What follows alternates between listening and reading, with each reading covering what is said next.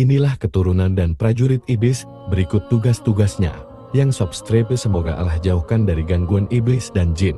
Seorang pakar tafsir terkemuka, Imam Mujahid sebagaimana dikutip Syekh Abdul Rauf Al-Manawi menyebutkan bahwa iblis memiliki keturunan dan prajurit yang terstruktur rapi, mereka bekerja sesuai bidangnya masing-masing, berikut penjelasannya. Pertama, Al-Syabul. Makhluk satu ini selalu berurusan dengan segala bentuk cobaan yang menimpa manusia.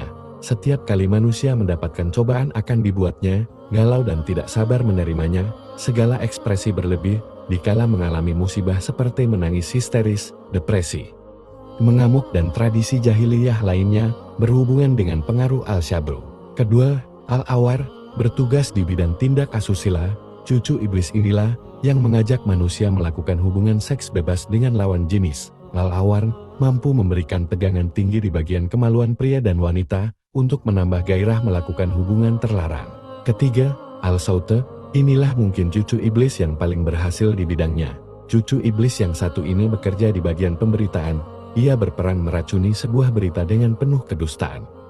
Maraknya penyebaran isu-isu yang tidak jelas dasar kebenarannya merupakan andil besar dari cucu iblis yang satu ini. Keempat, Al-Dasim, berperan menghancurkan keharmonisan rumah tangga pasangan suami istri. Pengaruhnya akan semakin cepat menjalar jika suami hendak memasuki rumah tanpa terlebih dahulu mengucapkan salam terhadap keluarga yang ada di rumah atau tidak dalam kondisi berzikir. Kelima, Al-Salanbur, ia selalu berada di pasar-pasar.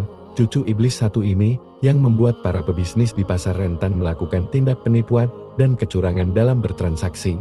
Janji-janji palsu pedagang terhadap konsumen merupakan tipu daya dari Al-Salanbur. Keenam, Al-Walhad, keturunan iblis satu ini bertugas mengganggu urusan bersuci manusia. Setiap manusia dibuatnya selalu ragu-ragu dan was-was saat berwudu, mandi atau aktivitas taharah lainnya. Al-Wal'an mempengaruhi manusia untuk menggunakan air secara berlebihan. Dan yang ketujuh, Al-Hansab, anak iblis satu ini, secara khusus mengganggu salatnya manusia. Anak cucu Adam dibuatnya malas salat, melanggar etika salat, melakukan hal-hal yang dapat membatalkan salat, tidak khusyuk saat salat dan lain-lain. Syekh Abdul Rauf Al-Manawi, Faidul Al-Qadir, Juz 2, Hal 503. Sobat Islam menjawab, masih banyak lagi beberapa tentara iblis yang bertugas membawa misi besar penyesatan terhadap manusia secara massal. Menurut satu riwayat, setiap hari iblis bisa melahirkan anak dengan jumlah besar sesuka dia. Setiap prajurit yang berhasil menyesatkan manusia dijanjikan iblis mendapat mahkota yang tinggi sebagaimana disebutkan dalam hadits riwayat Ibnu Hibban. Iblis dan para prajuritnya sadar benar bahwa vonis kutukan Tuhan takkan pernah dicabut kembali, sehingga mereka bergerilya bahu-membahu dari generasi ke generasi dengan satu misi, untuk menjerumuskan manusia yang mereka anggap sebagai anak emas Tuhan. Oleh sebab itu, penting bagi manusia untuk mewaspadai gerakan mereka, di antaranya dengan memperbanyak zikir, memperbanyak salat, rajin membaca Al-Quran, bersedekah, menebar kedamaian antar sesama dan amal ibadah lainnya.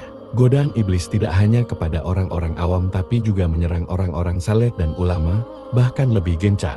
Setinggi apapun kualitas ibadah dan keilmuan manusia, iblis akan terus berusaha menyesatkannya selama manusia masih hidup. Tidak sedikit mantan orang saleh dan ulama yang dijerumuskan iblis sehingga mengalami akhir hayat yang buruk. Na'udzubillahi min dzalik. Maka jauhkan diri dari sifat jumawa atau memvonis buruk kepada orang lain. Sebab kita tidak akan pernah mengetahui akhir dari kehidupan kita. Semoga kita senantiasa diberi perlindungan oleh Allah dan mendapat husnul khatimah. Jangan lupa subscribe channel Islam Menjawab.